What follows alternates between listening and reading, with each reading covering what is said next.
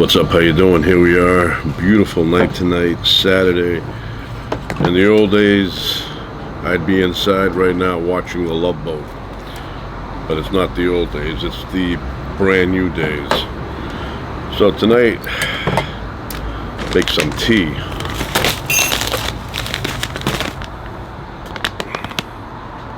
Get that.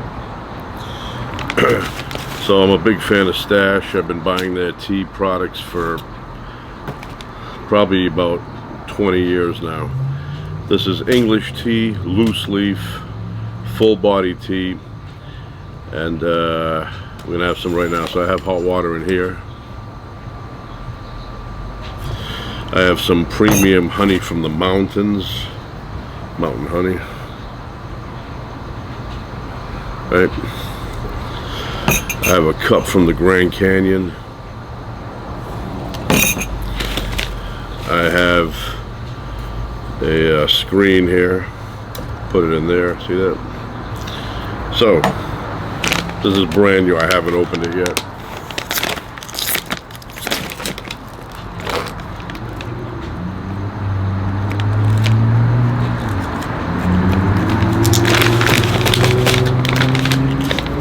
Wow. That's delicious. Rich flavor, rich smell, richy rich. Oh, we put a little bit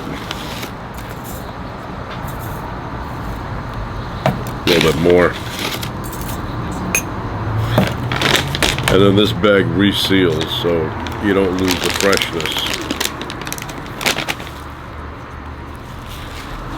Put it over here. Now what we do is we put it in here for a few minutes.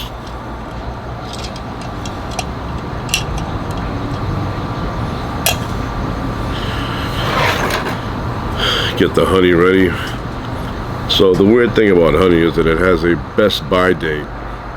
This one is 2026, but we all know that honey never goes bad.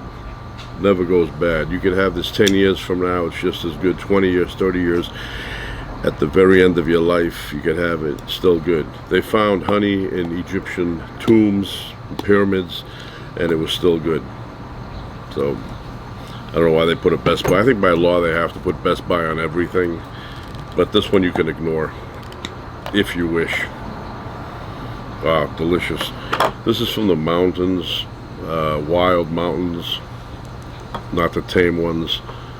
Raw, 100% pure, naturally uncooked honey. And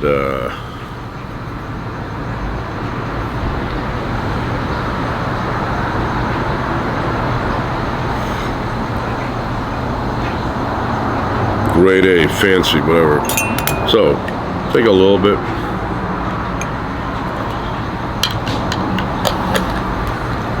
Put it in there, then we wait.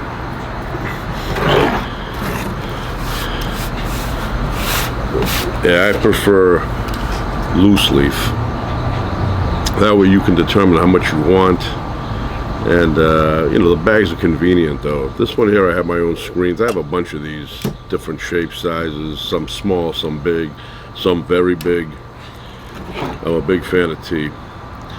Ever since I was about that big, I love tea. I would get up Saturday morning sometimes. Usually I had orange juice, but 3 times out of 11, I would have tea. I love tea. So I would get up, I'd make the tea, pour it in. And in those days, like even now, most of the tea I drink Lipton, even though I have Stash, but Lipton, I love Lipton. Love Lipton. Then there's another one, Red Rose, love that one. But I would get up, I'd make my tea, I'd go in my room and sip it slow. Sip it slow.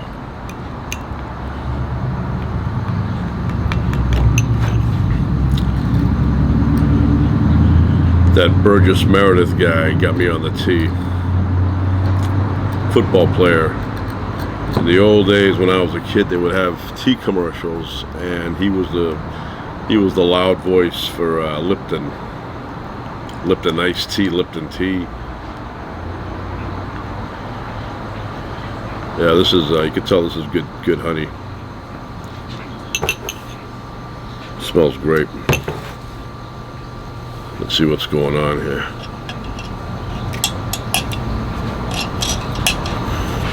I can't really see much, but it's dark. It's like the ocean. I'll tell you what really turned me on to tea in high school. I had a teacher who, Vietnam vet, nice guy. This guy was, I have him on my list of people that made an impression on me through their kindness. Very few humans are kind. Most humans, vomit bags, but not all of them. And he's one of those that wasn't. He's no longer around. He died a few years ago. But when I had him first period, I had him for homeroom, but I had him for history. And he was also the football coach, varsity. So I sat, say right here was my desk, and his desk was a few feet in front of me, and he had a thermos, Stanley thermos, one of those green ones. I have a bunch of them inside. I always remember him when I pull out the thermoses. So he would sit there and open it up slowly in the morning, very slow, very hypnotic, pull the cap off and the steam would go up, and then he would get that little cup that comes with the thermos, and he'd pour the tea in there nice and slow, and then he would hold it like this and sip as he taught. And I was like, yeah, I wish I had some tea like that. I wish I had my thermos in my desk and I could sip tea. So he said to us one day early on in the year, he goes, in the old days I only drank coffee. This whole thermos would have been filled with coffee, but he goes, I switched to tea. And I'm telling you, I was so close I could smell the tea. It was so good. So I always remember him, and he was a really nice guy. If he saw you were down a little bit or something, something was up with you, he'd come and take you aside and ask you. And I'm not talking about me. I'm just talking about, you name it, anybody in the class who was down, something wrong, he would take him aside to find out if anything he could do to help. But he was such a nice guy.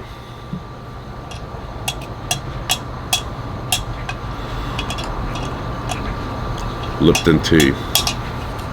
This is Stash, but Stash is good too.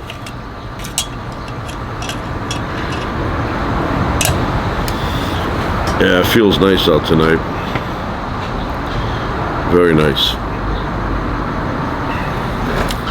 Today we had a school event. I know it's Saturday, but we had a school event. Hold on here.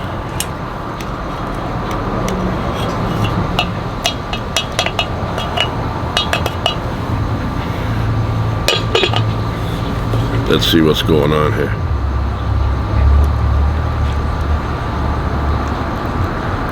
Nice.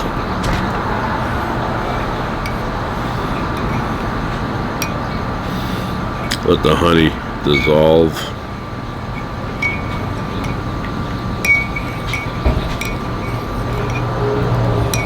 Yeah, I always think of my teacher.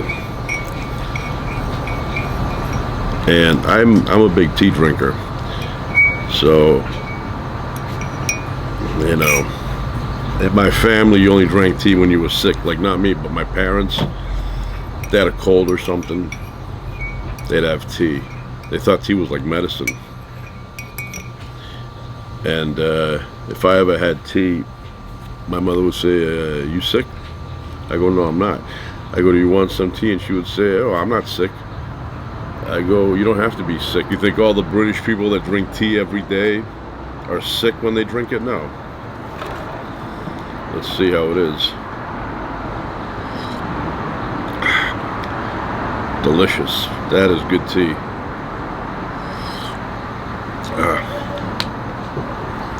Awesome.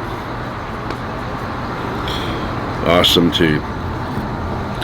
So that's how it was in my family. They only drank tea only when they were sick. If you weren't feeling well, first thing that my mother would say, you want to make you some tea? I'd say, no, when I'm sick, I don't want to be bothered. I don't want you pampering me. I just want to be left alone.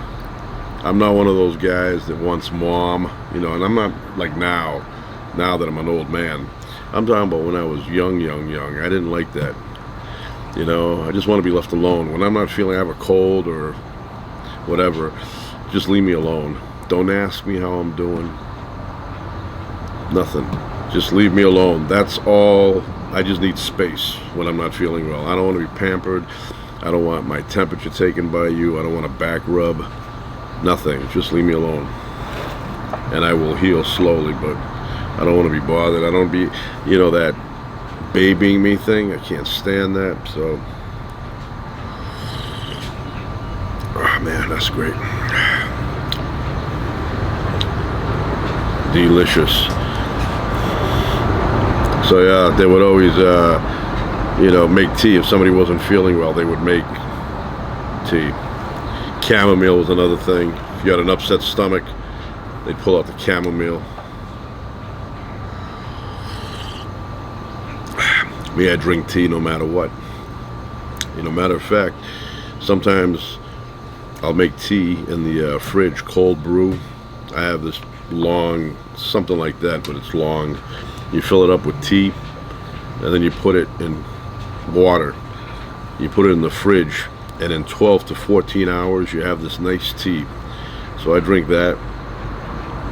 And then if I go somewhere, you know, a far trip, I will put tea in my thermos, iced tea. I prefer cold when I'm traveling. You know, occasionally I'll have hot. You know, like now I'll have hot coffee in the daytime. I switched over. But you know, if you drink cold beverages and your mouth is hot, it'll crack your teeth.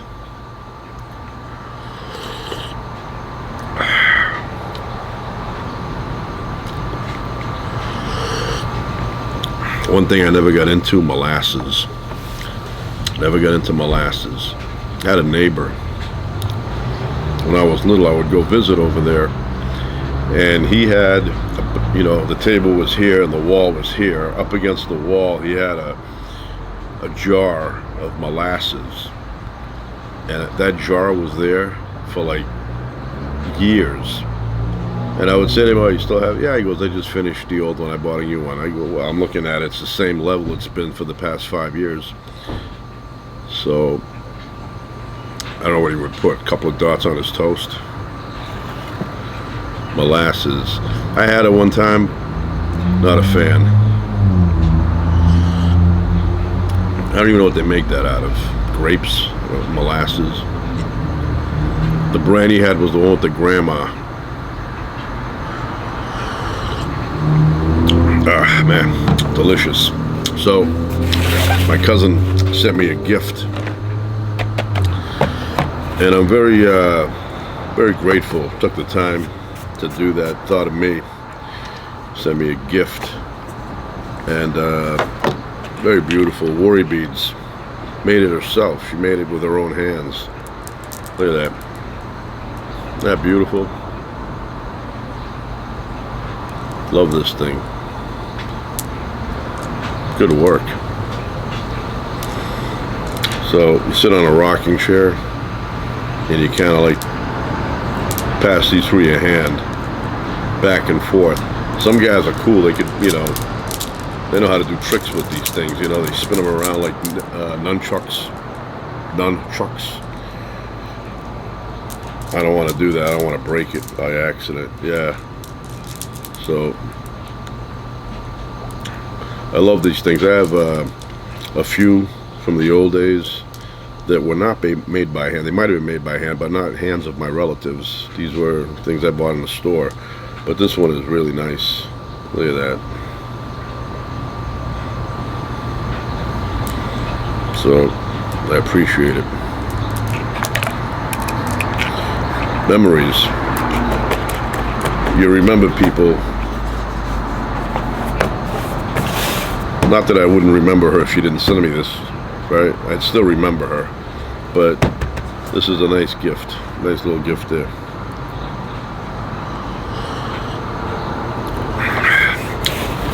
I am planning on buying a rocking chair and sitting back and rocking and counting the beads.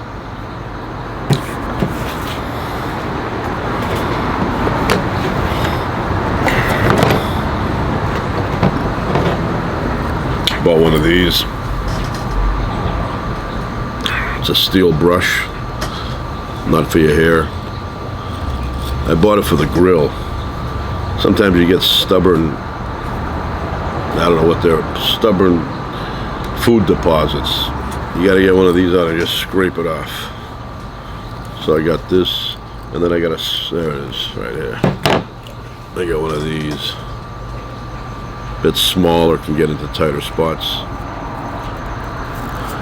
Lincoln Electric. Lincoln Electric. I like this company. They have great gloves.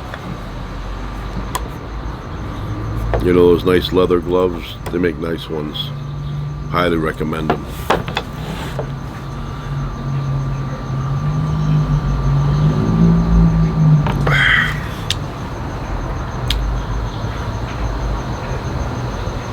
So what I was saying before, we went to a school event today, Saturday.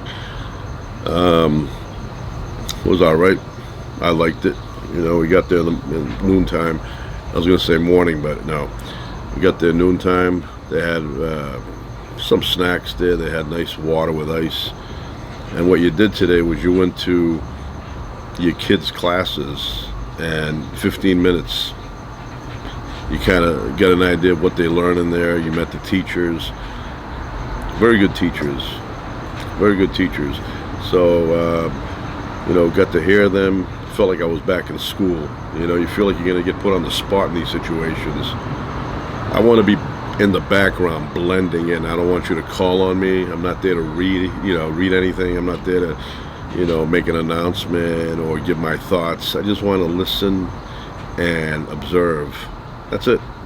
That's it. Now, if I have to answer something, I'm going to answer it. But yeah, today I felt like I was back in school. You know, funny thing, when I was in school, senior year, had a teacher, never had him before, so was not aware of this glitch. Not a glitch, but So I'm sitting second row, first row, about, I don't know, 8 seats back or something. And my friend is diagonally across from me, my good friend. I could trust him with anything. So this history teacher starts going down the aisle, and he's asking things, and he asks a question, and he's looking, but he's not looking at me. So why would I answer the question? His eyes are looking at the person kind of in front of me. So I'm just looking at him, and he's asking the question again, but a little bit angrier this time. And then he points at me, and I'm like, oh, you got lazy eye. So his eye, one eye was kind of looking at me, but not exactly. But the other eye was looking at the person in front of me. So I go, I gotta compensate for that. I gotta look at him, and if he's looking one person in front, that means he's looking for me, or he's looking at me. So I never made that mistake again. I kind of would see him coming, and I go, that eye is not looking at me, but it looks like he's talking to me. So yeah, lazy eye. I never fixed it, and it threw me off the first day, but then I got used to it. So wherever he was looking, I would add 2 more feet to that, and then I would figure out who he was really looking at. Nice guy. History teacher. He knew everything. He memorized the whole book. Try a little bit more here. I think he's still alive too. Well, he was up until a few years ago. Had him. I had a really good, in high school senior year, I had an awesome English teacher. Very, very good English teacher.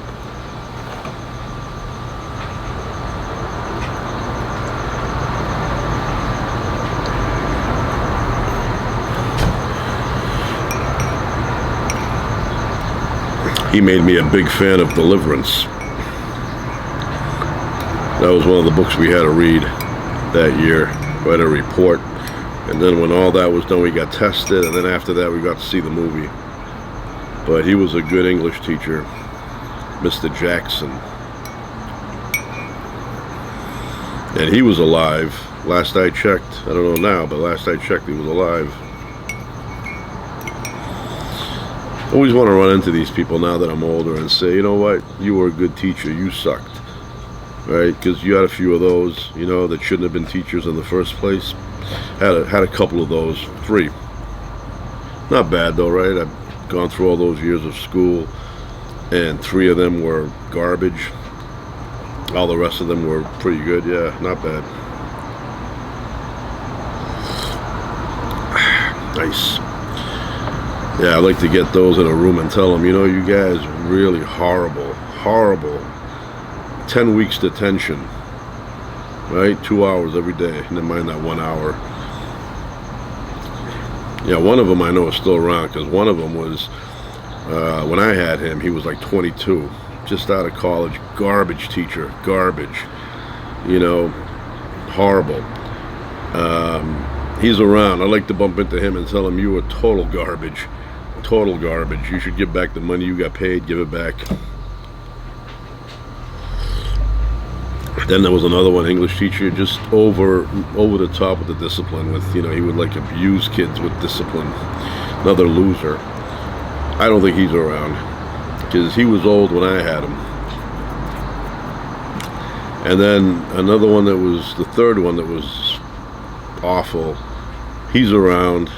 He's got, you know, he's got some kind of illness now, so, you know, that's not good. But he was not a good teacher. Not a good teacher. I think the school realized that after a while, and they said to him, why don't you do gym instead? You know, so they took away the main job he had as a teacher, and they made him into a gym teacher. But different qualification, right? What was that?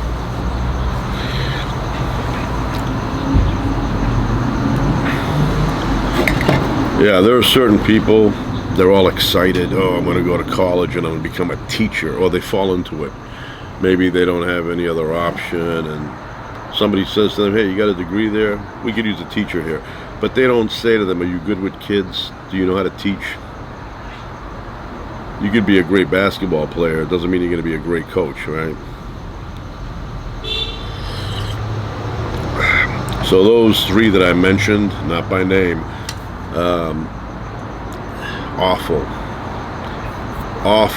If I was head of the school back then, I would have canned them like in 3 seconds. They were different years. It wasn't the same year, so there were gaps. But I did have 3 teachers that were not up to the standard.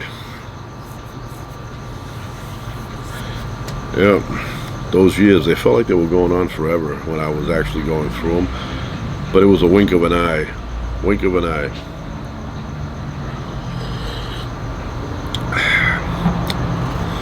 Yeah, I do miss those years, though. I had, you know, some fun. It was fun times.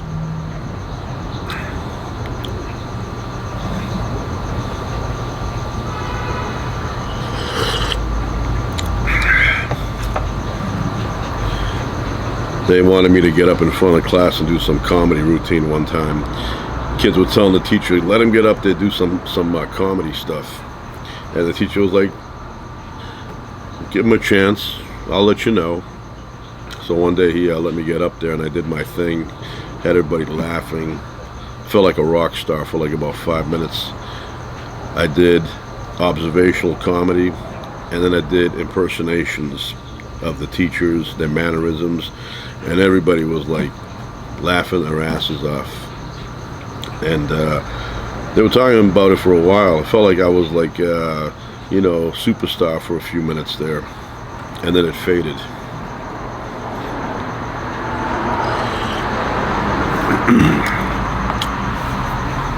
Yeah, all those years fly by.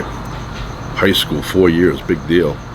I did a couple of winks. I looked away a few times and it was over. Yep. Like when I was in the 1st grade, I kept thinking, it's a long time before I get to 8th. And then I don't know what happened. I got to 8th. And then I was thinking, wow, I'm a freshman now. There's a long time before I'm a senior. Graduation night was there before I knew it.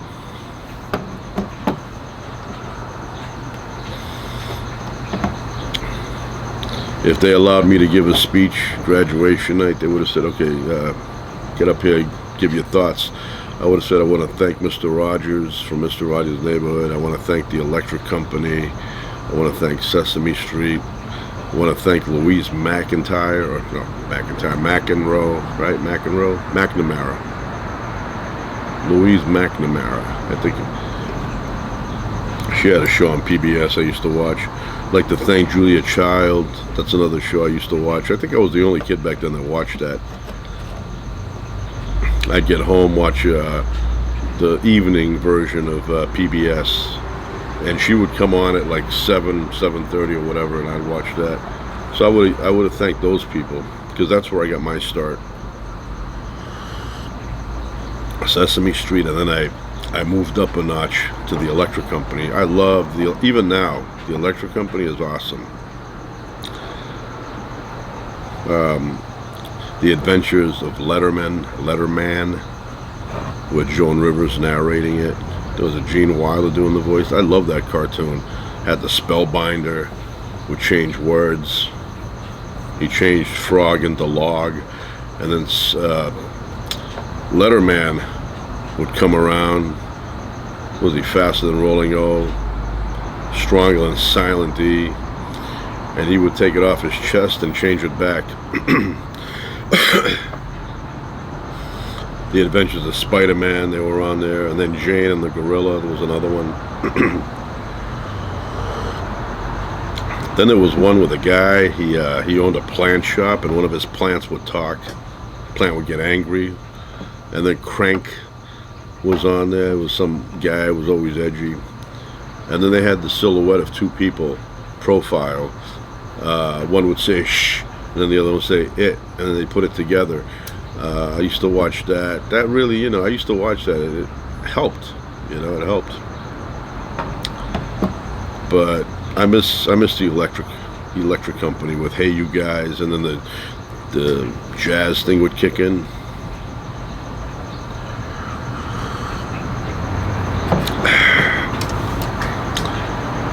Different time.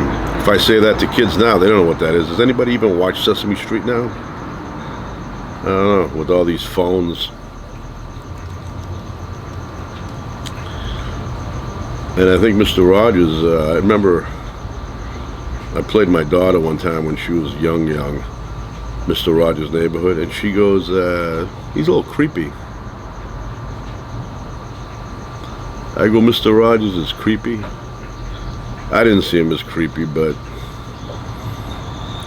kids today, they probably look at him, they go, I don't know, he has a different kind of tone, different way of speaking.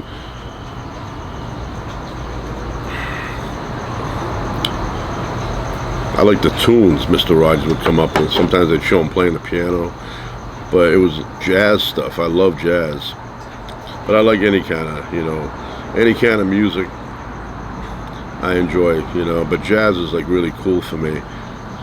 They had the piano and the opening credits with the jazz music.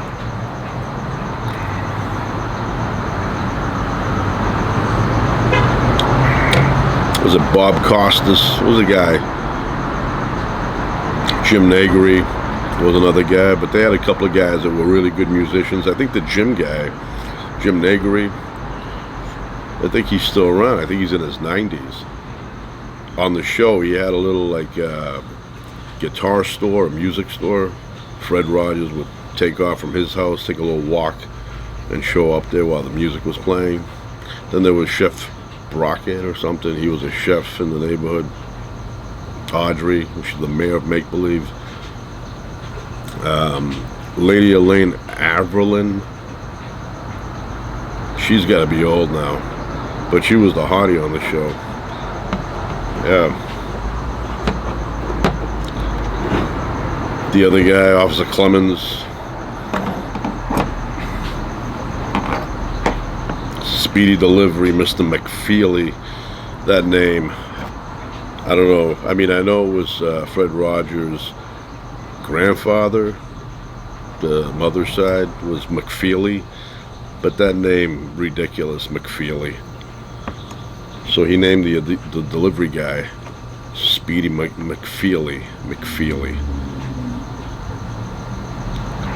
Yeah, different time back then. I don't even know if people like that exist anymore.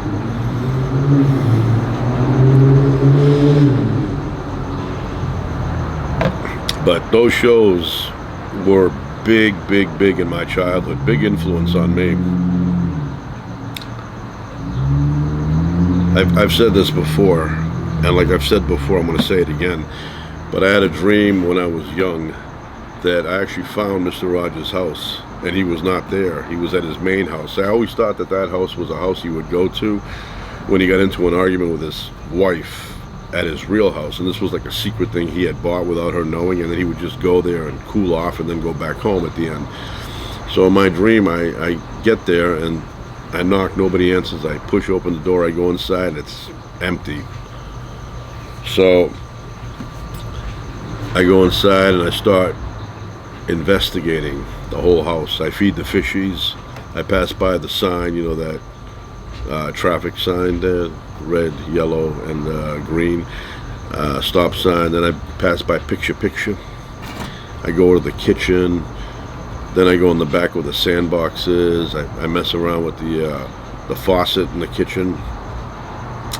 Then I see all the toy neighborhood make-believe model things up there on the shelf. And then I go inside where the trolley comes, and I hit the button down below, which was kind of like I discovered some kind of magic power. I brought the trolley out. I took it off the tracks, and then I got on the tracks and I crawled all the way to the neighborhood of make-believe. And then I got there and I went in the castle. I went inside. It was all dark. I was stumping my toe all over the place. And it was big. When I got in there, it was huge. Bumped into Prince Friday, or Tuesday, yeah. No. Friday was the father, Tuesday was the son, Prince Tuesday. And I also went to that merry-go-round thing. Lady Elaine Fairchild, you know, the one that looked like she was a booze bag, had that red nose going. So I went in there, it was huge. I went to X the Owl's treehouse, meow meow meow next to him. So I was really into that show. And then I got on the tracks and crawled back and left. I didn't want Rogers to come and bust me there. But yeah, I remember he'd get a call, he'd say, yeah, how you doing? Yeah, oh yeah, we'll be right over with my friends. And then you'd follow the fake neighborhood, and then he would show up somewhere, go inside. Usually it was like the music store. He would go there. That gym guy would have some talented kid would come up and start playing. So yeah, love those shows. It's a different world we live in now. They don't do things like that. So what I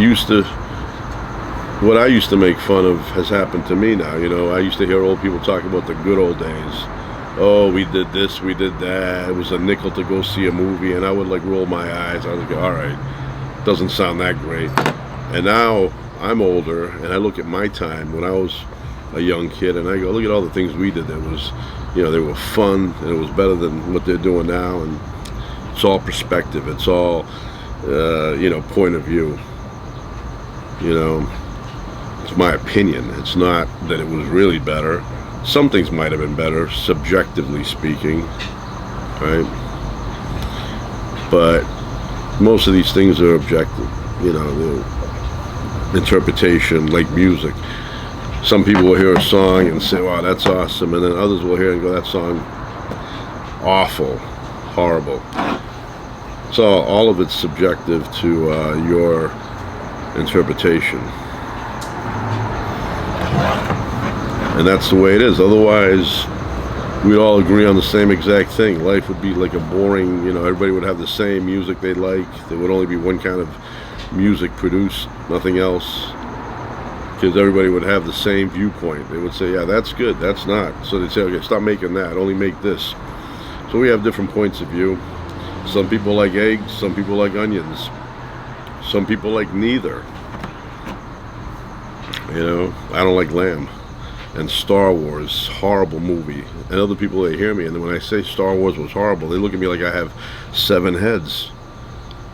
They're like, Star Wars was hard. You go, yeah, and that Lucas guy, not that great of a director.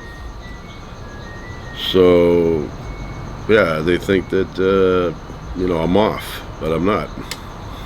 Star Wars and Lamb, anything derived from those two is awful. Anyway, that's it for now. Ciao.